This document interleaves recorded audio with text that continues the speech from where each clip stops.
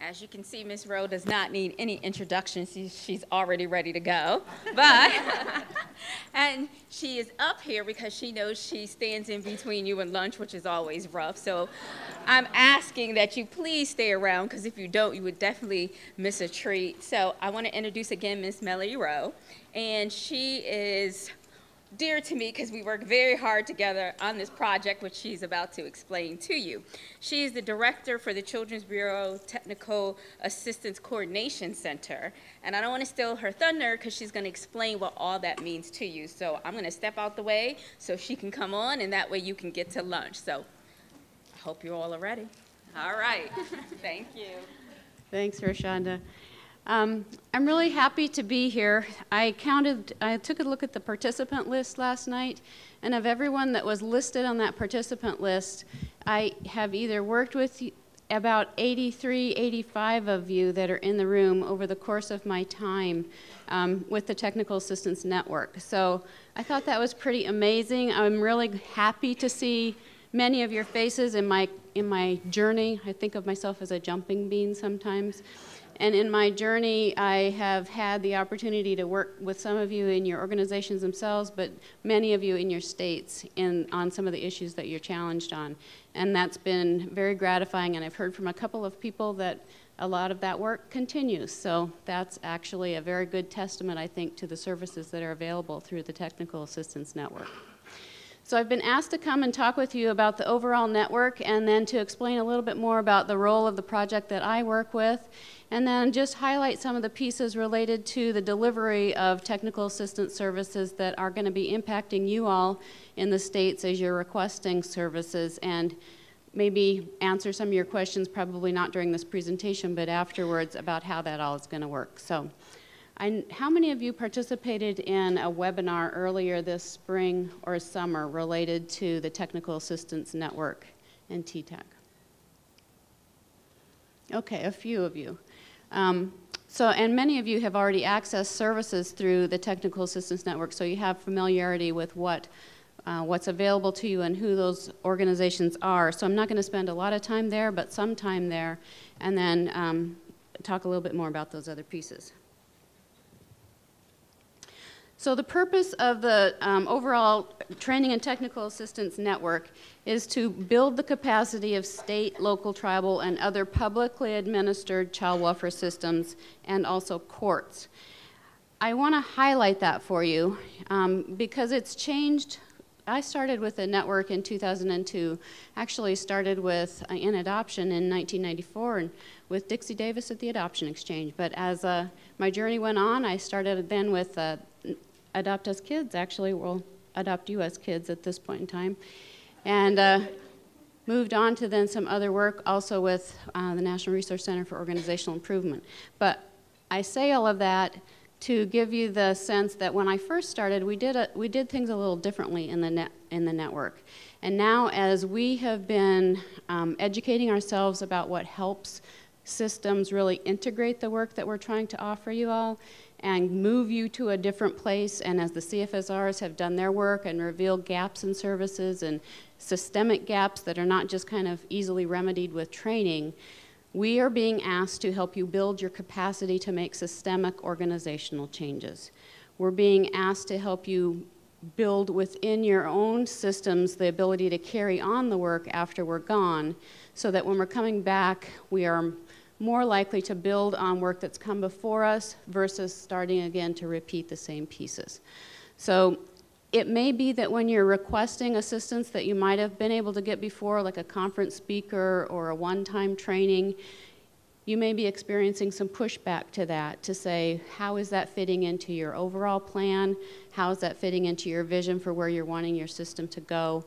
And asking you to think a little bit differently about the request that you're asking to have fulfilled.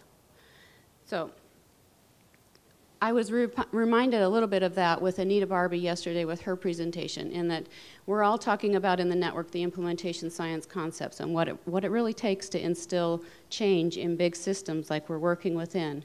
And we can bring the information out to you And we can share it with you, but then we need to engage with you to help you really infuse it into the work that you're also doing, and to help it sustain over the long term versus leave when you leave as the charismatic leader of that, or leave when that leader leaves. We really want to make the changes stick so that your practice models that you're starting on and the vision that you have for agencies is really moving forward. So there are 31 organizations currently within the Technical Assistance Network, and you can see on this slide the major categories that are a part of those, that make up those organizations. The website that's there on the bottom of that slide will take you to a PDF that has the current listing of all of the organizations that are in the network, the contact information for who you would contact if you want assistance from one of them, their focus areas, and how, kind of a brief bullet point list of how they expect in general form to help support your needs out in the States. So I refer you to that. There are, I want to highlight a few factions or kind of segments within the network, just so that you have a better understanding. There are implementation centers that are out working within the network. How many of you are working with an implementation center project right now? Okay, a few of you. Implementation centers were funded to offer the option of a more long-term investment or support for you on a project or initiative that you wanted to really implement fully. We know through implementation science information that it takes 2 to 4 years to really implement a new program or initiative. And so the implementation centers are out working with you to really get that infused and get the work going in a different way than an NRC would have been able to help support you previously. And as I went through the participant list, I think we have a person from each of those implementation centers that are here. They're here represented at the meeting. So if you wanted to talk with them in particular, you can seek them out. We have Chris Barrett's from the Northeast and Caribbean IC here. We had Diane DePamphilis yesterday. Haven't seen her yet this morning, but from Atlantic Coast. I noted Mark Ells on the participant manual from the Midwest Implementation Center, Maria Scanapico from Mountains and Plains, and then Marquita Walters and Kim Helfgott were both here from Western and Pacific Implementation Center. So as you're looking for name tags, if you don't know them, look for those names. So implementation centers were charged with possessing expertise in implementation strategies, systemic interventions, and really moving us along in that organizational and system change. They have a defined geographic region, and you actually put in a concept paper or an application paper, and they work with you on developing the work plan that you're going to use to respond to that particular need. So it's pretty in-depth. It's a different kind of request or a different kind of response than the NRCs have had traditionally. There are also a group of organizations out there called the National Quality Improvement Centers. Their purpose is really to build the knowledge and inform decision-making about gaps in services and pull together research and implement demonstration projects that can really help us learn in the field about what would work in that particular area. You can see on the list that they're pretty self-evident as to what focus area they're working within. And when they are, I'm not totally sure of when their funding or when their cycles end, but I do know that the Quick on Non-Resident Fathers, their cycle has ended, but their resources on the website have not been removed, so to speak. They're going to still be available to you is what I'm trying to say. So there are all kinds of information there about what they have discovered in different states and different areas about what works in each of these topic areas. And so I would encourage you to Google these quality improvement centers or look them up in that PDF that I referred you to earlier and take a look at the websites because there's all kinds of really good information there. And some of them actually do on-site support, but not all of them. So I would encourage you to contact those directors and talk with them about their services. The majority of work that I think you're probably familiar with or requesting work from are the National Resource Centers and the implementation centers over the last few years. There are 10 National Resource Centers, and again, as you look at those titles, you can see where their primary focus areas are. When I looked at the participant list, I saw representatives from all of the resource centers except for 2 of them. So we have Peter Watson from the NRC for Organizational Improvement. We have Gary Mallon and Stephanie Boyd-Seraphin from the Permanency and Family Connections NRC. We have Linda Arnold here with the NRC for Child Welfare Data and Technology, Scott Trowbridge from the NRC for Legal and Judicial Issues, Natalie Lyons and John Levesque from NRC for Adoption. We have Clay Fink and a lot of his representatives here from NRC for Youth Development. We have Lisa Duano from NRC for In-Homes, and we also have Alicia Grove for the NRC for Recruitment and Retention of Foster and Adoptive Families. I say all of that just to let you know that you can actually, talk with them when you're live here in person, and I've heard a couple of conversations going on about needs that you have in your states and starting those conversations. They all are charged with having topical expertise in an assigned area of child welfare, and they respond to your individual needs for a request for technical assistance. Not so much just pure training anymore, as I mentioned earlier, but more kind of how can they feed into your overall strategic plan and where you're wanting the agency to go, or where your leadership is wanting the agency to go. I would encourage you, we've been asked by the NRCs that your first point of contact be with their directors, because they want to be able to plan their resources for their NRCs and make sure that they have the staff and the budget to actually meet your need as you're talking about them, talking with them about what you want to have done. There are 2 new NRCs that were formed in 2009. That was the NRC for In-Home Services and the NRC for Tribes. And this afternoon, I believe there's a workshop on the NRC for In-Home Services where you can learn in more depth from Lisa Duano about what it is that they're able to provide for you. Just a highlight for the NRC Resource Center for Tribes, their mission is twofold. One is to work with providing technical assistance, and then the other is to strengthen the ability of not only the network, but child welfare systems, both in the tribal and public child welfare systems, to meet the needs of Native Americans. These are some of their basic services. They mirror a lot of what the other NRCs are also offering in the coaching, mentoring, and support. They all produce toolkits, resource materials, and other products. The one I would highlight is that second to the last bullet in the increasing cultural competency. So sometimes when you're working with another NRC on a particular issue, the NRC for Tribes may be brought in as a consultant to that NRC, or they may be brought in into the conversations to help that NRC who has topical expertise in a different practice area really think about the issues that might be impacting those Native communities. So it's not that they would be delivering all of the technical assistance related to tribes or tribal communities, but they will serve as a resource for the rest of the NRCs that are sometimes working on their own area of focus, but needing that extra kind of mentoring or coaching, or just information. They also have done recently a child welfare needs assessment of tribal communities. The results of that needs assessment is on their website, and they will be fashioning a lot of the services that they provide as they're moving forward based on the needs that came forward through that. There are some other major organizations represented within the network, and they are all funded differently.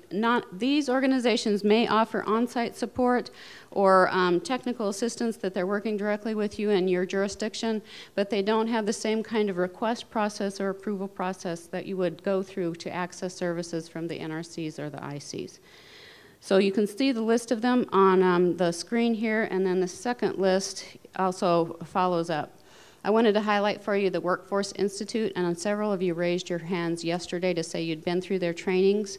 They have 2 trainings that they're offering: Leadership Academy for Middle Managers, and that's an in-person training. It's a week-long series at this point in time.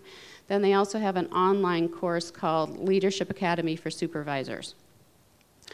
I'm going to move quickly into TTAC, as we're known. It's the Training and Technical Assistance Coordination Center, or TTAC as people hear about us.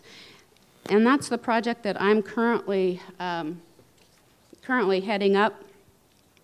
I was smiling when North Dakota was talking about Spock being a 4-letter word, because I think TTAC might be the 5-letter word that's caused a lot of difficulties, or at least confusion or stressors within the network. But these are our goals. We're really charged with trying to to help the network become more of a seamless service array of service delivery.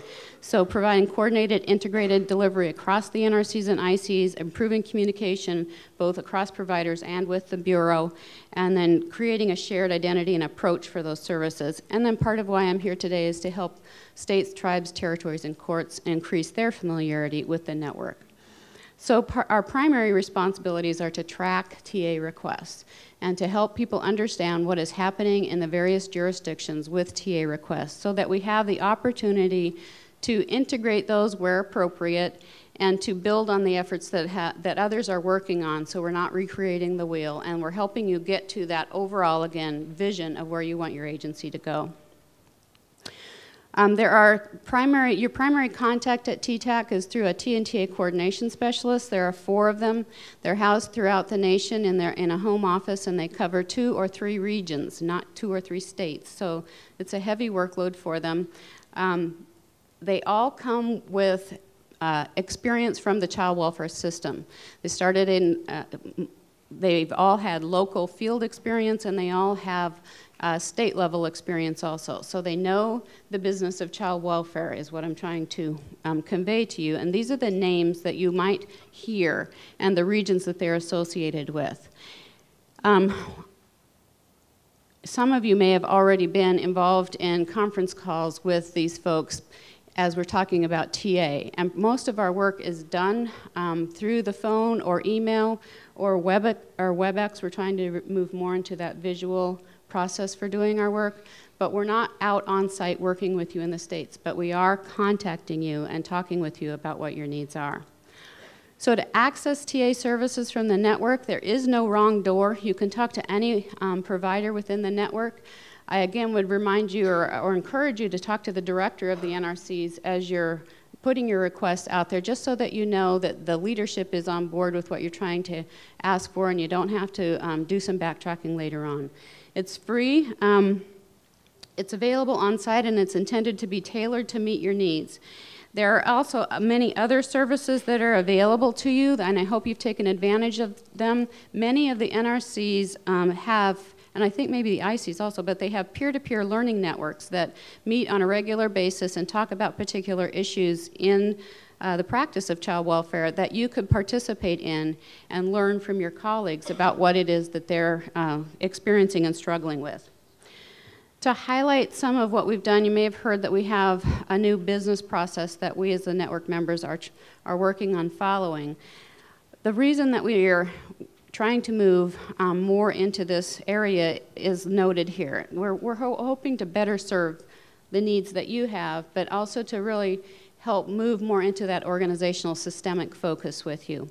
We want to build stronger partnerships, and we want to know a little bit more about what your need is so that we can plan a more holistic kind of comprehensive response to that. So how do you make a request? Like I said before, you contact anyone that is a part of the network and talk with them about what your need is. We do have a tool that we're calling the Request Initiation Tool. Currently it's 8 pages long, but you as the person making the request would only be looking at the first 3 pages. And if that is intimidating to you or you feel like you need some support with that, again, talk to us. My folks are more than willing to walk you through that form, to fill it out online with you, and to help you complete the information that's there so that we can get it submitted to the regional office. That first 3 pages is what the regional office then looks at to say, I understand the need that's being asked here. I see how it's working with some of the other work that's happening in the state, because my folks are responsible for letting those regional office specialists know about what else is happening in the state. And then they will either ask for more questions or they will contact you to get their information. And then what they do is authorize an assessment. We're moving into more of trying to move into more of taking an assessment approach to figure out what else is happening that we need to be aware of to make our efforts and your time successful. And so there is an assessment process as a part of this, and then a work plan being developed at the end of that assessment process. So you may be asking for a particular support in a particular area, but as we talk with you more about it, or you talk with us and talk with your colleagues, it may change. It may take a different shape than what you first were thinking might be helpful to you. And so that assessment process allows us the opportunity to learn about that and then to develop a work plan that's going to lay out the basic steps of where we think we're going to go to intervene in that request. The impact on you is that there's no change in that open door policy. We're still working to individualize the services. You are going to be asked to use at least our request initiation tool in the first form. The other tools that we have in place are really for us to work with you, but not something that you as the requester of services would be asked to fill out. You will be asked to partner or work with TTAC, with my coordination specialist, as we're working to coordinate the work. So it won't be unusual for you to get a call and to be you may be asked questions about what you're wanting to have accomplished that you maybe haven't had to talk to other people about before, but you would be asked to participate with us in coordination and assessment calls. So I will close so that we can all get to lunch with these thoughts. TNTA really is focused on helping you to build that capacity. And remember, when you are tasked with a new initiative or a new practice area, you're not alone in it. The TNTA network is there to help support you. So whether or not you're even asking for someone to come on board, you can pick up the phone and call us, and we will be willing to talk with you about what your need is and point you to resources and supports as much as we can. We will provide that support throughout the TNTA process, and TTAC is also kind of regionally based, so they have understanding of what's happening in the states within those regions. And so again, is there some of that peer-to-peer support? If you want to know if somebody else in your region is doing similar work, you can ask the coordination specialist about that also. Your last two slides are just resources for you. You can get, again, to the information about the network through this link on your slide here, or you can access that request initiation tool from the front page of the TTAC portal. And I thank you for your time, and if there's anything I can help you with, please don't hesitate to ask.